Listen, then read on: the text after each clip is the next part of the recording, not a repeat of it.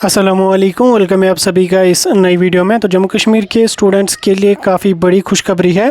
Jammu Kashmir labour scholarship scheme 2025 session की dates यहाँ पे अनाउंस हो चुकी हैं। रजिस्ट्रेशन का प्रोसेस कुछ दिन पहले यहाँ पे स्टार्ट हो चुका है। इस वीडियो में मैं आपके साथ इसी के बारे में बात करने वाला हूँ कि ये स्कीम क्या है, इसमें एलिजिबल कौन कौन कैंडिडेट है, कैसे आपको फॉर्म भरना है, कब तक आपको फॉर्म भरना है। इस स्कीम के अंडर आप 40,000 तक का बेनिफिट उठा सकते हैं, इसलिए ये वीडियो बिल्कुल भी स्किप नहीं कर लेना है। वीडियो को पूरा एंड तक देख लेना, चैनल को भी सब्सक्राइब कर देना, व्हाट्सएप पर टेलीग्राम ग्रुप ज्वाइन कर लेना, लिंक दोनों की आपको डिस्क्रिप्शन में मिल जाएगी। तो चलिए वीडियो को शुरू कर लेते, तो देख लेते हैं यहाँ पे इस स्कॉलरशिप स्कीम के बारे में। तो देखो, अगर मैं इस स्कॉलरशिप स्कीम की बात करूँ तो इसको कहते हैं Jammu and Kashmir labour scholarship scheme, जिसको JKBOCW के नाम से भी जाना जाता है।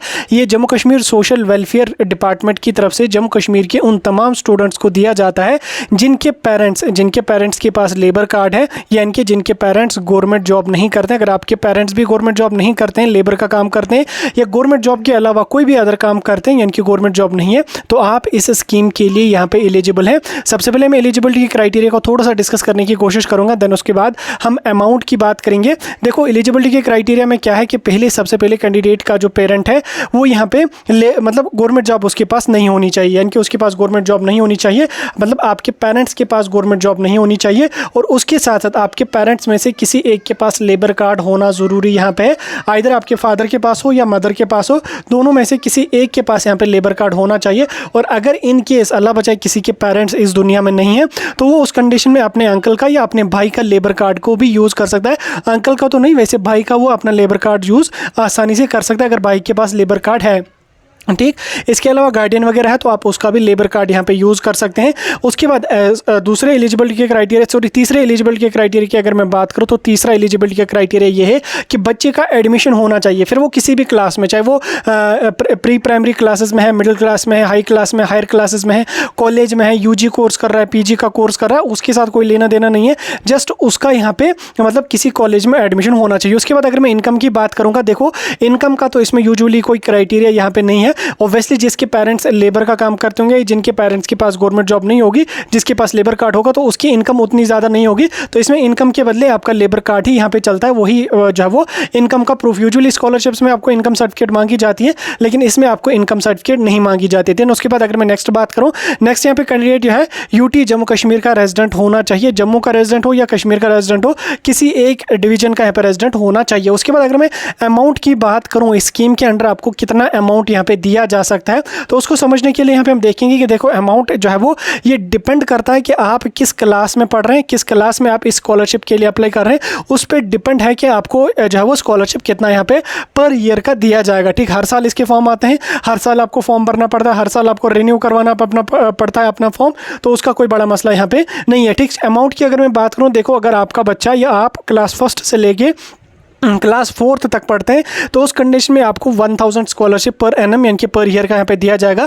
5th से लेके 8th तक के बच्चों को यहाँ पे 1500 से लेके 2000 तक का अमाउंट पर ईयर यहाँ पे दिया जाएगा। क्लास 9th से लेके क्लास 10th तक के बच्चों को यहाँ पे 2 से 3000 तक का अमाउंट यहाँ पे दिया जाएगा। क्लास 11th और 12th वाले बच्चों को यहाँ पे लगभग 4 से 5000 से लेके 6000 तक का स्कॉलरशिप भी यहाँ पे दिया जाता है। उसके बाद अगर मैं अंडर ग्रेजुएट कोर्सेज की बात करूँ, यानी कि अगर आप UG का कोई कोर्स कर रहे हैं, फिर आप मेडिकल फील्ड से कर रहे हैं, नॉन मेडिकल फील्ड से कर रहे हैं, आर्ट्स से कर रहे हैं, उसका कोई इशू नहीं है।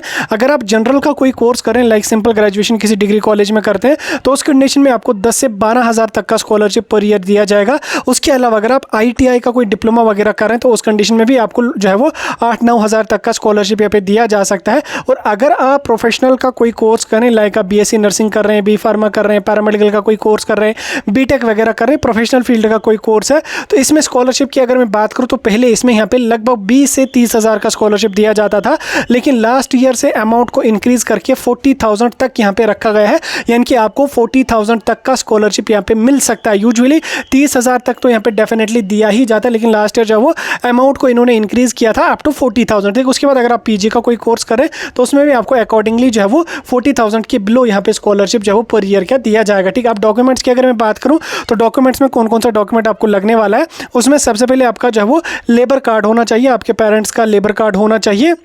उसके साथ साथ पेरेंट्स का आधार कार्ड होना चाहिए। इनकम सर्टिफिकेट तो इसमें यूजुअली कोई लगती नहीं है, इनकम के बदले आपका लेबर कार्ड ही यहाँ पे लग जाता है। एजुकेशनल क्वालिफिकेशन की अगर मैं बात करूँ तो आपको प्रीवियस क्वालिफाइंग एग्जामिनेशन की मार्कशीट यहाँ पे होनी चाहिए। उसके बाद आपकी बैंक अकाउंट की डिटेल्स होनी चाहिए, आपके पेरेंट्स का बैंक अकाउंट यहाँ पे लगेगा। देन उसके बाद यहाँ पे पासपोर्ट साइज फोटोग्राफ वगैरह भी यहाँ पे यूजुअली हर फॉर्म में लगता ही लगता है। और कभी आपको यहाँ पे बोनाफाइड सर्टिफिकेट भी यहाँ पे मतलब बोनाफाइड सर्टिफिकेट भी आपको मांगी जा सकती है, ठीक। उसके अलावा डोमिसाइल सर्टिफिकेट होनी चाहिए। तो वैसे यूजुअली डोमिसाइल का कोई काम नहीं होता, लेकिन तो भी होना चाहिए आपके पास आधार कार्ड वगैरह। लेकिन इंपॉर्टेंट डॉक्यूमेंट इसमें लेबर कार्ड, आधार कार्ड और आपका यहाँ पे बैंक अकाउंट ही यहाँ पे मोस्ट इंपॉर्टेंट डॉक्यूमेंट है। और प्रीवियस क्वालिफाइंग एग्जामिनेशन की मार्कशीट यहाँ पे इंपॉर्टेंट है। एप्लीकेशन सबमिशन की अगर मैं बात करूँ तो एप्लीकेशन फॉर्म आपको जेके बोको की वेबसाइट पे, यानी JKBOCW, ठीक, Jammu Kashmir board of other construction workers welfare board की वेबसाइट पे, यानी JKBOCW आप सर्च करेंगे गूगल पे, आपको ऑफिशियल वेबसाइट मिलेगी। उस पर क्लिक करके आपको अपना फॉर्म फिल करना पड़ेगा। फॉर्म फिल करने के बाद आपको डॉक्यूमेंट्स वगैरह अपलोड करने हैं। फी वगैरह कुछ भी इसकी नहीं होती है। देन उसके बाद आपका फॉर्म अप्रूव किया जाएगा और आपको जो है वो ईयर के एंड तक यहाँ पे अमाउंट जो है वो डिसबर्स किया जाएगा, ठीक। ये था आपका थोड़ा सा स्कीम के बारे में जो मैंने आपको समझाने की पूरी कोशिश करी। आई होप अभी आपको इसके बारे में थोड़ा सा अपडेट मिल गया। अगर आप एलिजिबल हैं तो ज़रूर अप्लाई कीजिए। अगर आप एलिजिबल नहीं है तो जो आपका फ्रेंड, जो आपका रिलेटिव, जो आपका दोस्त कोई एलिजिबल है उस तक इस वीडियो को ज़रूर और ज़रूर पहुँचाना।